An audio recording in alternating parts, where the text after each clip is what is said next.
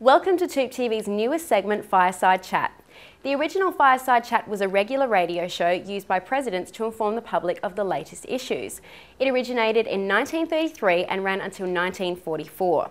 But now the Fireside Chat is back and we're using it to tell you about the latest real estate issues. It's uninterrupted interviews with the experts in the know. So sit back, relax and enjoy Fireside Chat. Welcome to Fireside Chat, and we have got a lot to talk about today with the current financial situation globally and all of the news in the papers. A lot of confusion. People talking interest rates up, interest rates down, talking about a second dip recession, talking about riots in London, the impact of that, talking about Greece going down, talking about the flow-on effect, whether Spain will go down, whether Italy will go down, what the impact is. We're in a mess. We've got governments that don't know what they're doing. And basically, what do you do when you've got a few dollars and you want to protect the money? What's happening out there? Well, today we've got a very almost famous South Australian.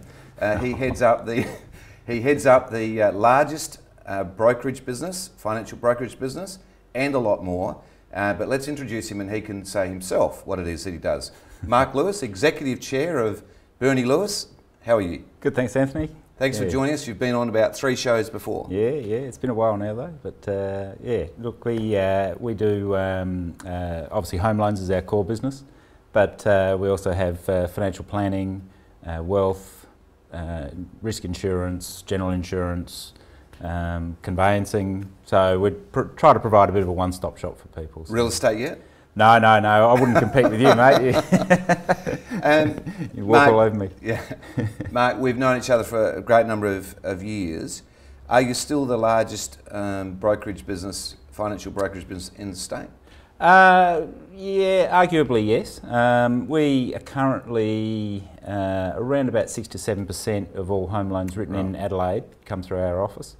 And from a brand point of view, we have 89% recall and that's off the last McGregor-Tan survey in June. So that's great. I think we're only exceeded by Commonwealth Bank.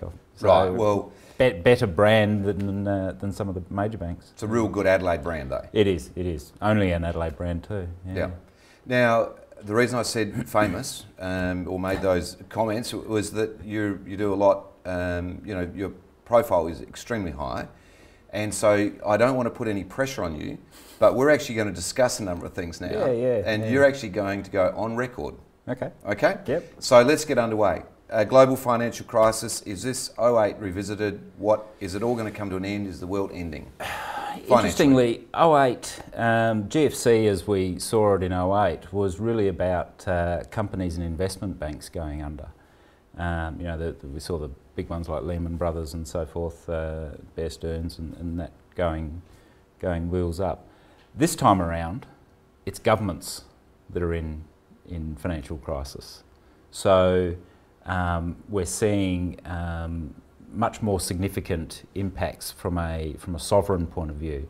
You know, we've got the US losing its AAA credit rating. Can you believe that? We've got the PIGS, as they're called, which is Portugal, Italy, Greece and Spain, close to or having already defaulted on their debts and having to be restructured by the rest of the European community or the EU.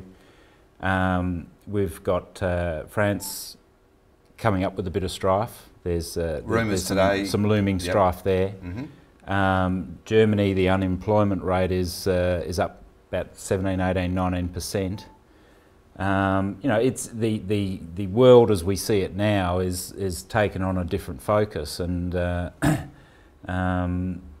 potentially we could see another GFC style crisis, but sort of the same but different, and mainly because it was companies before, now it's governments. Okay, now let's talk about the average person in the street and what the impact would be for them. They own property, maybe they own some shares, you know, you've got a financial advisory arm to your business. Mm-hmm. What would you be advising, or your people be advising, mums and dads to do? Look, if you've already got shares or property, the best advice I can give you is sit tight, because at the moment your losses are only on paper. As soon as you sell, you're going to crystallise those losses, if indeed there are some losses there. And if you have spare cash, I would advise people to start buying. You know, Warren Buffett has a very famous quote which says, be fearful when others are greedy and greedy when others are fearful. And at the moment the markets are fearful. So now's the time to be greedy if you can. And obviously there's a lot of people out there who are struggling because, you know, cost of living is going up and that sort of thing. But now is the time to get into the market if you can, because what that's doing is, if you say you've already got shares in a company and you bought them at, say, $1 a share, and now the share price is 50 cents. If you were to sell those shares, you'd take a 50 cent per share loss on them. But if you were to actually buy more shares at 50 cents, the same number as you bought originally, then you've actually just brought the average cost of your portfolio of that share down to 75 cents.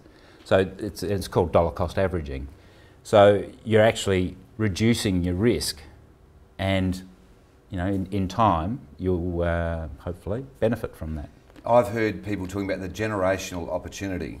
So in the property sense, which is our main space, obviously, it's going to be a period over the next 6 to 12 months, which is a generational opportunity. So you've come off the back of a 12-year boom. Prices definitely have softened. There are categories of the market that are gangbusters, the really top end still strong.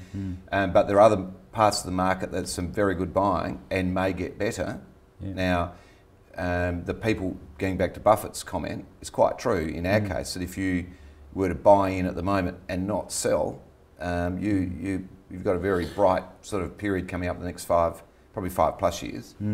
Well, look, there's an opinion out there at the minute that there is so much cash in the world at the moment looking for somewhere to go, but there's also so much fear in the markets at the moment that no one's prepared to sort of take that cash and put it into something. And every day that goes by, those cash reserves that are sitting in the world, whether they're in companies or individuals' bank accounts or within sovereign governments, they're going to hit a point where they're just, you know, bursting at the seams with liquidity that's getting them very little return. And people and investment banks and that will always hunt the best return that they can get.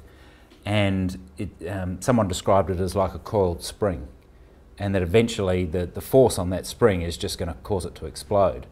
And the hard part is going to be picking the timing for that. You know, when is that spring going to hit, you know, the tipping point and say, well, you know, it's time to explode, and suddenly all this cash will come out because the fear will start to dissipate and people will start coming in and into the markets, and they'll start buying shares, they'll start buying properties, they'll start buying different asset classes, and we'll get another boom.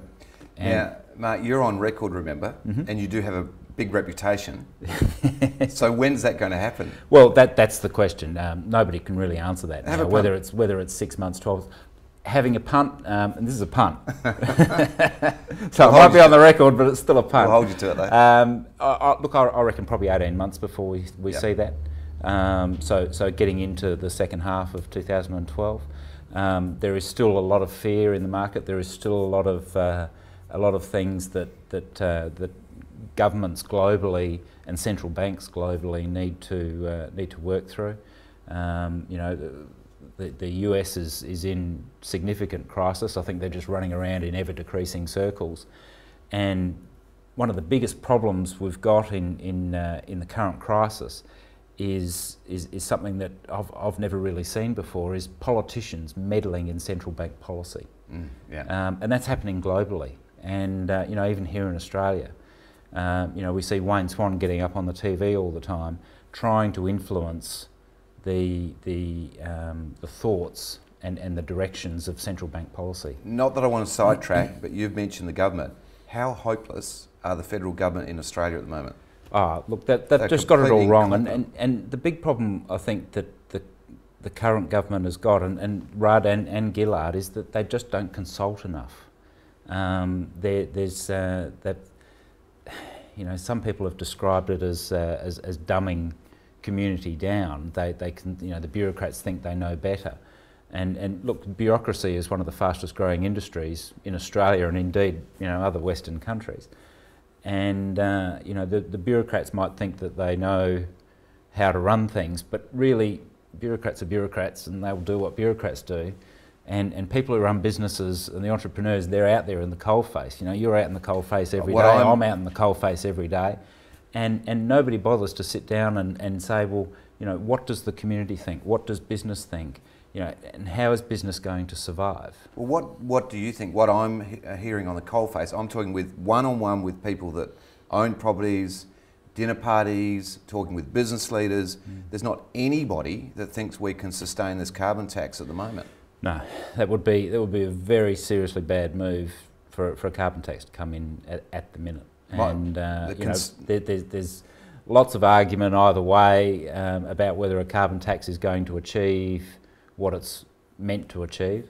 Interestingly, I don't know why they call it a carbon tax, because I mean the human body is 80-something% carbon, so they're going to start taxing humans. The body, that's what they're doing. So the taller you are, the more tax you pay. So I'm shocked. Yeah, you're in trouble.